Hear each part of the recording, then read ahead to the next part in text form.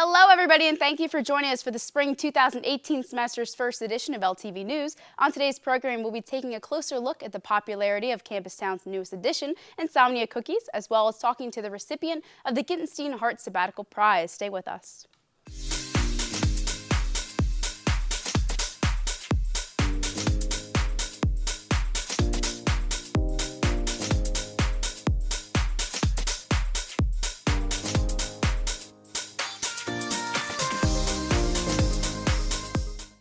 From Kendall Hall, I'm Kelsey Haynes. Let's get started. TCNJ students returning from winter break were delighted to find that the long-awaited Insomnia Cookies had finally opened its doors for business. The New York and Philadelphia-based chain, best known for their late-night delivery of warm cookies, chose to make Ewing its second New Jersey location last year, and since opening has had lines out the door from students and community members anxious to sample their delicious desserts, which also include ice cream and brownies. LTV News caught up with Maggie Zelinka, the Ewing location's marketing manager, and also taste-tested a few of the most popular offerings on the menu. Here's Ben Zander with more. Hey everyone, I'm Ben Zander, here reporting for LTV. I'm at the Campus Town Insomnia Cookies with Maggie Zelinka, the marketing manager of this location. How are you doing? Pretty good. Thank you for having me. I'm excited to introduce Insomnia Cookies to Campus Town, Ryder, TCNJ, everyone around. So this is New Jersey's second location for Insomnia Cookies. Why Campus Town? So Insomnia Cookies is rapidly growing. Last October we had 100 locations. Today we're at over 125 locations. So we just are trying to find new places all the time. Campus Town was a perfect fit for us. As you mentioned, it's our second New Jersey location. And we just love the community of Ewing, but we also love the fact Ryder is nearby and TCNJ. We're up till 3 a.m. College students are up till 3 a.m. It just was the perfect fit. So it sounds like you're really excited to be here in the community for the college students, but do you have any plans to interact with the Ewing, Trenton, Princeton community, whether it be for fundraisers or events? So we've actually already started. We have a handful of donations set up through the end of May, and anybody can apply for a donation. We love to get involved in the community that way, and that it works for us. I mean, we can donate anywhere from 50 to 300 cookies depending on the event, and we love to donate to charitable causes. That goes for the Ewing community as well as TCNJ. It's really easy to apply. You just go on our website. So what makes Insomnia Cookies different from any other cookie? Well, we're always warm. That's definitely something you won't find if you go to a local grocery store and get the plastic tin that they have. We're always warm and we're always delicious.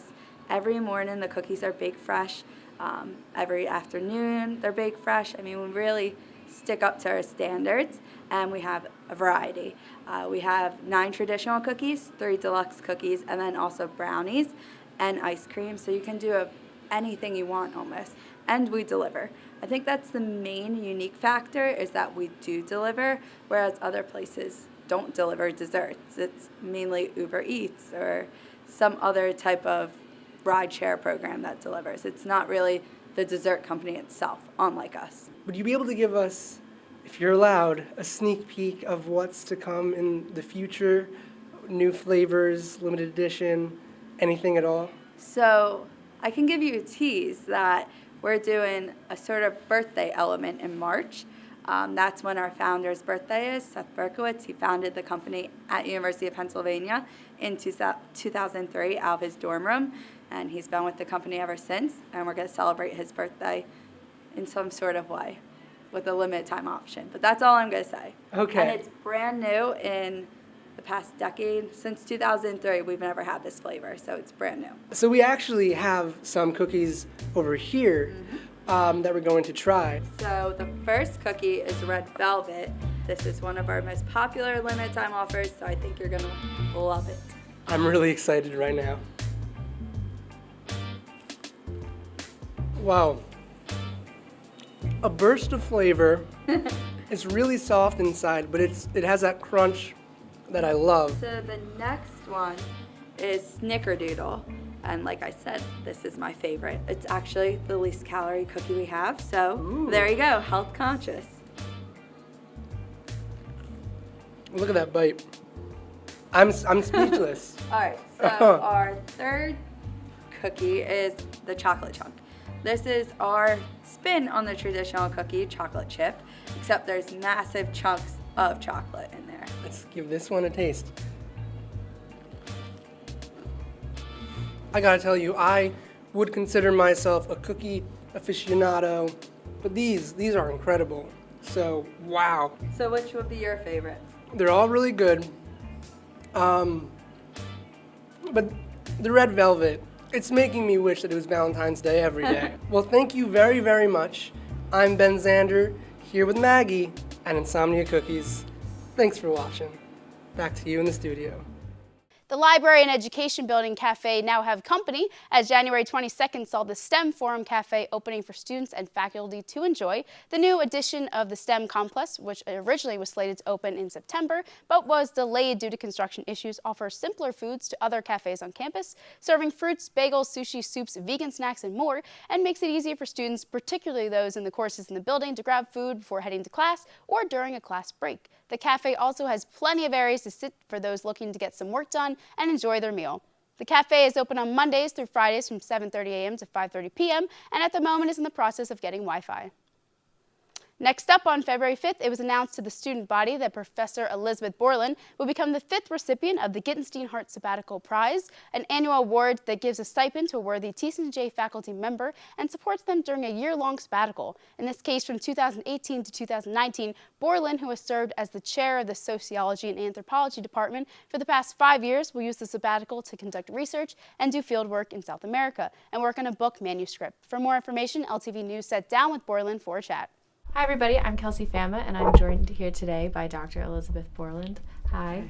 So first off, what was your initial reaction and thoughts when you heard you'd won the Gitenstein-Hart Sabbatical Prize? Wow, I was totally blown away. I mean, it's exciting enough to get a sabbatical, but then to get recognized like this, it was amazing. I don't know how much you know about the sabbatical program, but faculty are eligible for sabbatical after 7 years of service.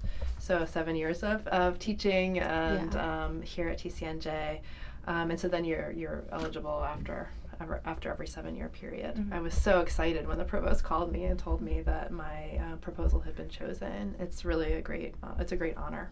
Awesome. Well, I didn't realize it was 7 years. It sounds like you worked really hard, so congratulations. So during the sabbatical, you'll be doing sociological fieldwork related to female reproductive rights in Argentina, Chile, and Uruguay. Argentina being a country you've studied for the past 2 decades. Can you tell us a little bit more about the importance of the research you've previously done and will be doing in the upcoming year and what draws you to the topic?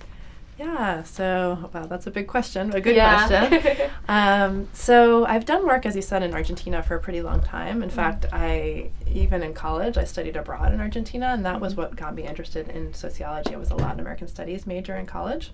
And so I got really interested in the activism that I saw on the streets of Buenos Aires when I was, a 20-year-old student studying abroad. I was really excited to see all of the there's a lot of engagement in politics, and I was particularly interested in feminist activism. One of the big issues even back then, which is a long time now, was around abortion, right? Women were having abortions quite commonly in Argentina, but they were sometimes dying from it, and it was illegal. So if you had good resources, if you were middle class, upper class women, you'd be able to get, an abortion in a clinic similar to the United States, but it was illegal. But if you were poor, you were putting your life at real risk. Right. And so I got really interested not just in that problem, but also in the way that women were organizing to respond to it and to demand an end to illegal abortion. Right? They wanted to have legal, accessible, and safe abortion for women. At the time, and this is going back to 1995, it was not very many women. It wasn't a very popular movement. It was sort of a couple, small middle-class women, educated feminists that were interested in this.